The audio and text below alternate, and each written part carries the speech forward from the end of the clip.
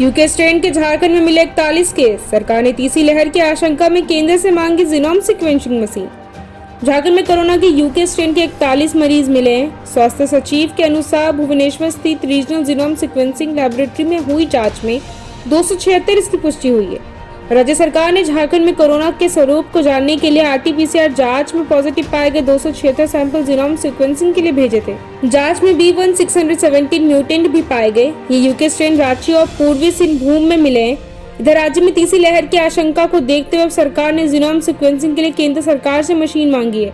इसे लेकर ICMR को भी पत्र भेजा गया है। इसमें जीनोम सीक्वेंसिंग मशीन के साथ साथ RT-PCR working station, mobile testing lab की भी मांग की गई है। राज्य में 4,991 कोरोना मरीज मिले। 108 की मौत, 6,882 ठीक हुए।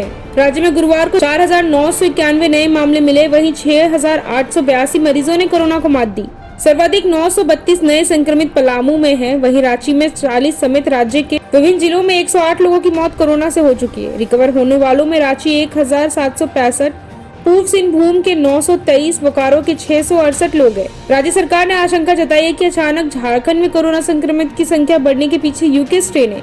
गाँव में भी कोरोना फैलने के पीछे ये कारण हो सकता है। इसकी रोकथाम के लिए जीनोम सीक्वेंसिंग जरूरी है, क्योंकि कोरोना के स्वरूप का पता लगाने के लिए दूसरे राज्यों की प्रयोगशालाओं पर निर्भर रहना पड़ता है। झारखंड, बिहार और देश दुनिया की तमाम ताज़ा खबरों से अपडेट रहने के लिए हमारे चैनल को सब्सक्राइब करें। TV रिपोर्टर्स 24 टीम हर पल आपके साथ। अब दिखेगा खबरों का असर।